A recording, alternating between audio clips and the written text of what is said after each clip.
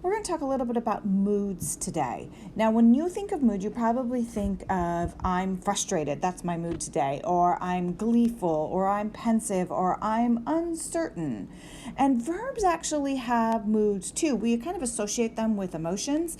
But and when we say things, we'll do them with a different expression in our voice. You know whether I'm angry or whether I'm happy, depending on how I say something. But there's in the written word too, verbs have moods, and moods tell us how the action is viewed or perceived by the speaker, and it indicates whether something is a fact or an opinion or a command. Can you already hear my voice change? If I just state a fact, I'll speak like I am now. If I'm giving a command, I might say it with a little more authority in my voice, right? Verbs can give suggestion or make requests or wishes or hypothetical or uncertain. So this is about the written word, and Latin has those as well as English. Now, the word mood is derived from the Latin words modus, which means manner, or method. So you'll hear this at some point if you haven't already, the phrase modus operandi. That means, and you'll hear it written as MO. What's their MO? What is their method of operation? How do they do things? And we get the word mood from that. So in Latin, there are three moods. There's indicative, imperative, and subjunctive. Now, the subjunctive you won't learn for a couple of years, but every verb you've learned so far has been in the indicative form. And the indicative states simply a fact or an opinion. Now, indicative would be oranges are a citrus fruit. Now, I'm stating a fact right there, but I can also give you an opinion, even if I really think this is a fact. Dark chocolate is better than milk chocolate. That's my opinion.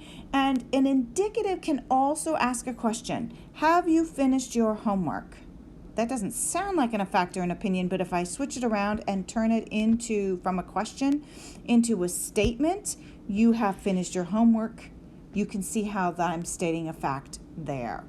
Now, another mood is what we call the imperative, and you may be familiar with that in English. And an imperative is simply a command. And the subject, I'm telling you what to do, right? The subject is often an understood you. We don't say it, but we're talking to the you. So I could say, don't jump on the bed, be careful. But I'm really meaning, you don't jump on the bed, y'all be careful, right? I'm talking directly to people, but as in English, it's understood. We don't have to say it. It saves us some time. Now, imperative verbs in Latin are almost always in the second person, which is you, right? And y'all. They're almost always in second person since you generally give a command directly to the person you are speaking to.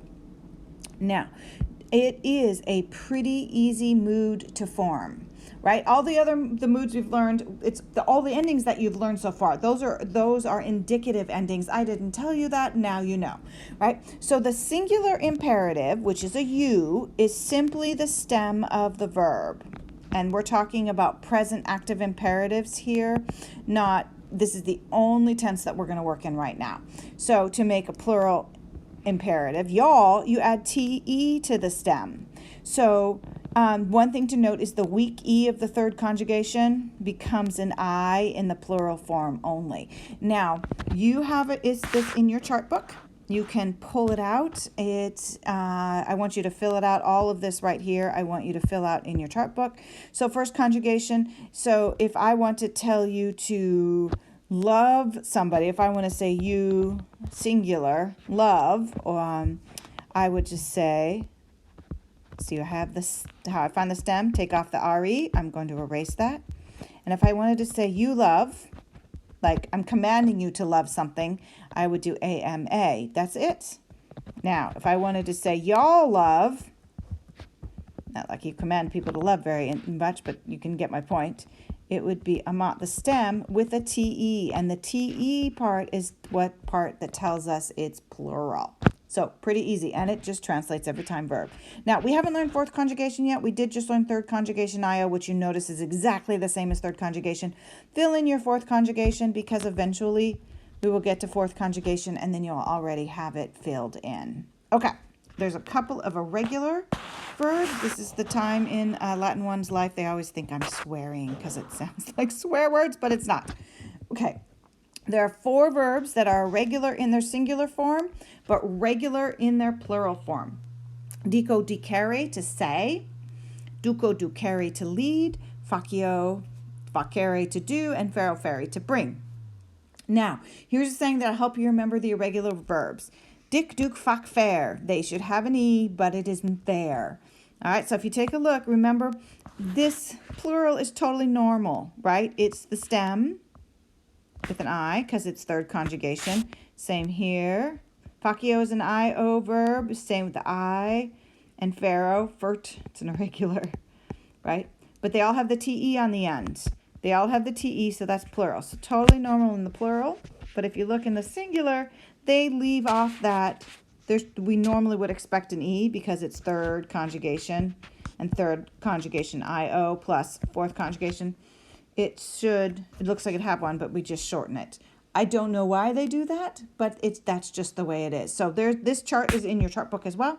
So take a minute and make sure that you fill that chart out so that you have it, because writing it down is going to help you remember that it exists and to go find it. All right, negative imperative. So negative imperative is a command given when you don't want someone to do something. If I said don't eat, don't take a shower, don't do something. So it's pretty easy. So to form a singular negative imperative, you have the word noli, and then all you do is you add the whole infinitive, not the stem. To form a plural negative imperative, you take nolite and you add the infinitive. There's a reason why we add noli and nolite. You'll learn that later. Just know that this is actually what you add. So if I said noli correre, you, singular, don't run. It literally means do not even wish to run. That's what noli and nolite mean. Don't even wish to. But we shorten it to don't. And the nolite ridere, it's plural, right? Because we've got that TE, and that's easy to remember because that's what we add to the plural anyway. And then it's just the entire infinitive. So don't laugh, meaning I'm talking to a whole bunch of people. Don't y'all laugh. All right, one last thing we're going to talk about, the vocative. Now, the vocative case in Latin, it's another noun case. You already know 5 of them: nominative, genitive, dative, accusative, and ablative. There's actually 2 more. The next one is called vocative, and vocative comes from the verb vocare, to call. And the vocative is used when you talk directly to someone or something. So you're personally addressing them. You're not talking about them. You're not telling somebody else about them, but you see them face to face, or you're calling them on the phone and you're talking to them. So here's the vocative word. Mom, can I please have a snack? Here's my missing homework, Mr. Stevenson, right? It's when we want to be specific with someone and to call them by name so they pay attention. Because have you ever been and you've asked your mom a question and she doesn't hear you, so you go, Mom, right? You're getting her attention. That's kind of what a vocative does. All right. So it infrequently impairs with the imperative. Oh, I want to point out one thing for you. Do you notice that there's a comma here and a comma here? In English, the vocative is separated from the rest of the sentence with commas. That's how we know. Now, the Romans didn't use punctuation in Latin, but when you're translating the Latin from your book or from me, we'll use commas to kind of give you a little bit of a signal that it's coming and a little bit of a clue. So frequently this case appears with the imperative. Here's my imperative. Remember, it's just a command. Wipe your feet before you come inside.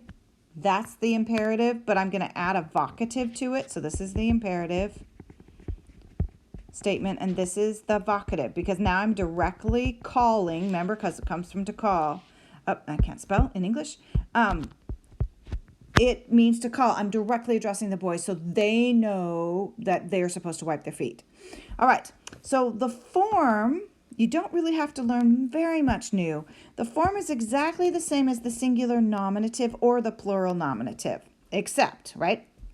We're going to do a nominative. So first declension, Regina, Reginae is the nominative. Guess what? It's exactly the same. Regina, Reginae, and in the vocative.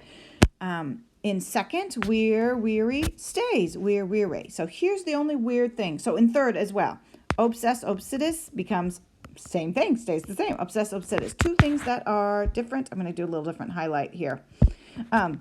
If you notice, if second declension masculine nouns ending in us or ius, right?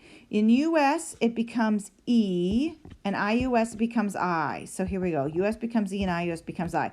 So Brutus becomes Brute, and Filius becomes Filii. Excuse me, Filii. No two I's. Philly. That's the only things that are different.